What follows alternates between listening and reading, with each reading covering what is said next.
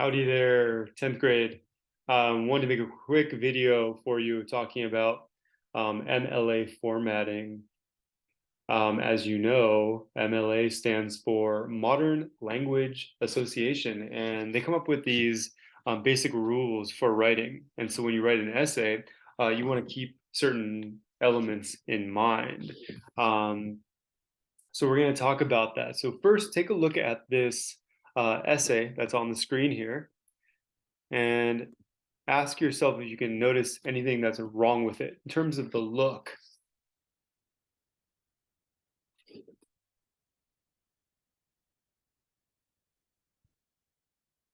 Okay, we're not going to read the entire thing, but format refers to the shape and the way a paper looks, or the way an essay looks.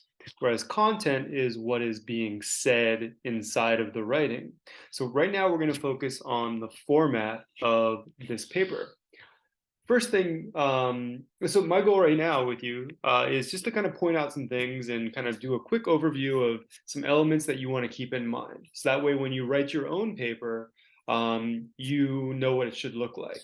So the first thing we want to do is make sure that everything is in Times New Roman 12-point font. As you notice, the fonts are different, and the font size, I believe, is also different. This is 10.5 Arial, this is 12 Times New Roman. So let's fix that by doing Command A. On your computers, it's Control A. And we're going to hit this box here for 12. On Google Docs, it's similar. Formatting may not be exactly the same as it is on Word. And then we want to go to Times New Roman. So now it's looking a little better. You also notice the spacing's really off. This is like quadruple spacing, so we want to get rid of those extra spaces. And you notice this is single spaced here, but this is double spaced, and that's not how we want it. We want everything to be double spaced. So I'm going to go up to Format, go to Paragraph, and double space this. Oh, okay. So we're on the right track here. We still have an extra weird space here that we're going to have to figure out. Nothing's going to be perfect, but we're going to try our best. So you obviously need, for the heading, that's this section right here, your first and last name. So my first and last name is Eric Eisner. My teacher is Mr. Eisner. This here is the class, so we're going to just spell it all out. We don't want to leave anything in abbreviation. English 10, A, and we can do period, whatever period you're in. Let's call it period 3, 2. The date format should be written out. So the due date is November 6th or 5th, I forget, 2022. Now you notice there's a missing title. How do you do a title? You hit the little center text button, and that brings you here. A title should consist of two things as per the previous video, and that is the title of the book, Les Mi Ultima, there's a comma in there, and the core focus of the essay. A simple, straightforward title is Coming of Age in Les Mi Ultima. We want to make sure we italicize titles of books. There we go, we're on the right track. You notice with this paragraph here that it's not indented. We want to make sure to indent all paragraphs. Let's take a look at this other one. Looks pretty good. Ooh, but there's some strange formatting here. You notice there's 1-inch margins on the sides, which is what we want to get at, but down here it's not 1-inch margins. We want to back that up. Beep, beep, beep.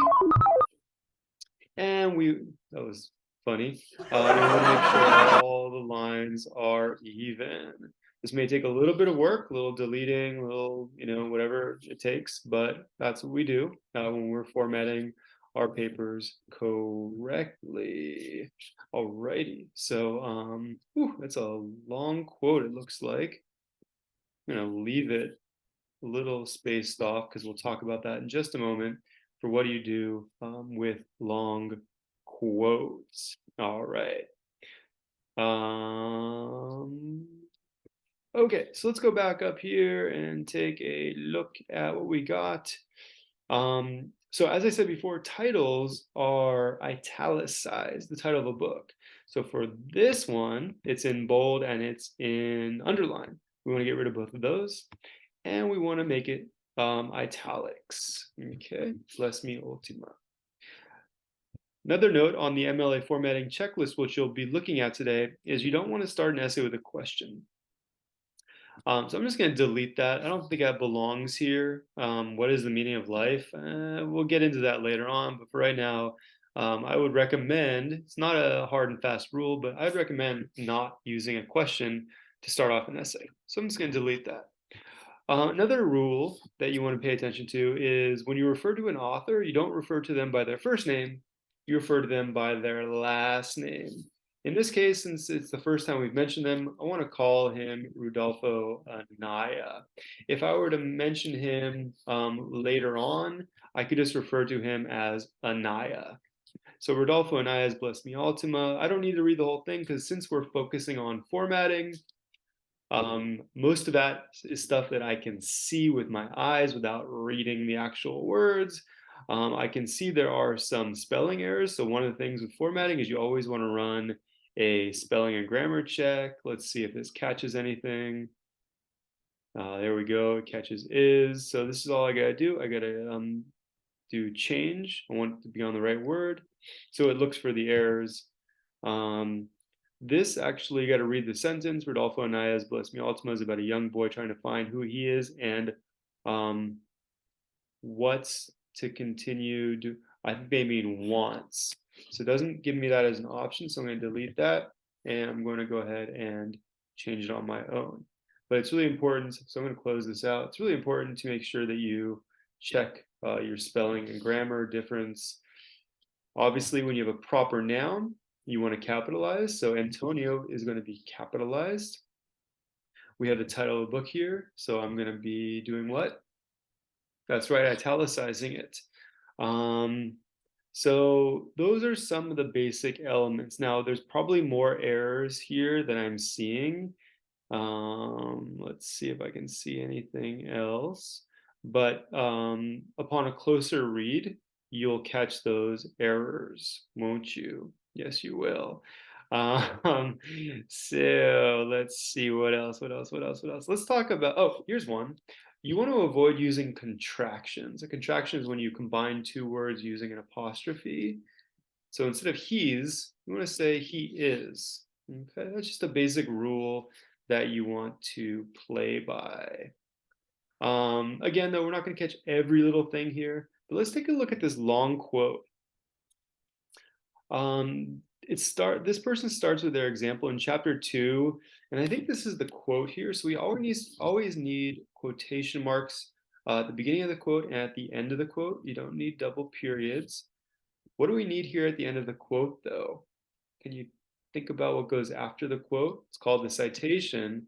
I need to put in the page number. And I like to put the page number inside of the period like that. That way it tells me that whole thing is part of the sentence. So you have to have quotes, you have to have the citation or the page number there with the period on the outside.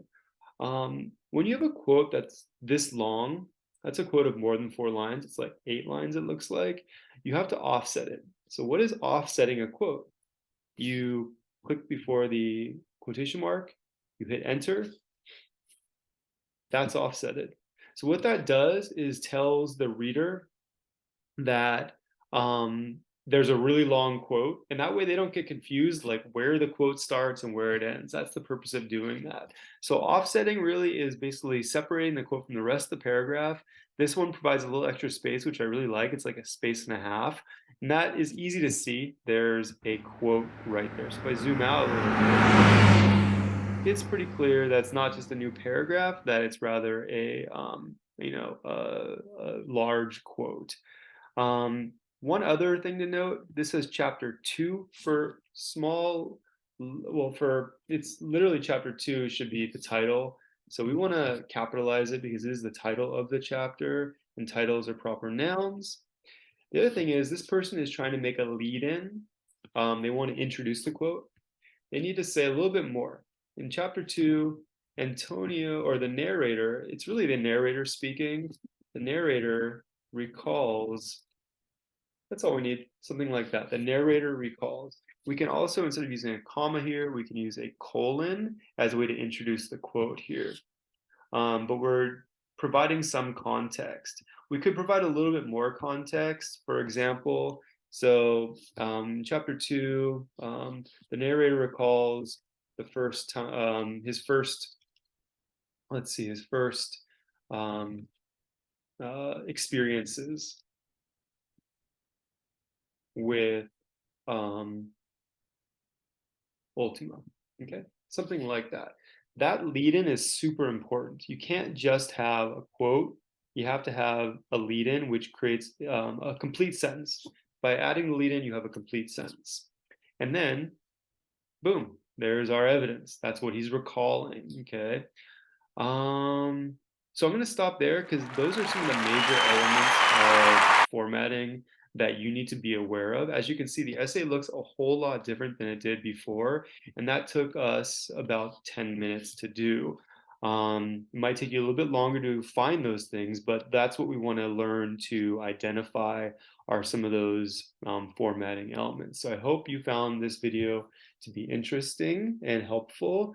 And when you're reading your own essay and revising it, which you'll be doing today or the next day, make sure you are keeping those MLA formatting elements in mind. Use the checklist that I've provided for you and make sure your essay looks and sounds great. If you have any comments or questions, leave them in the section below. Don't forget to like and subscribe to our channel.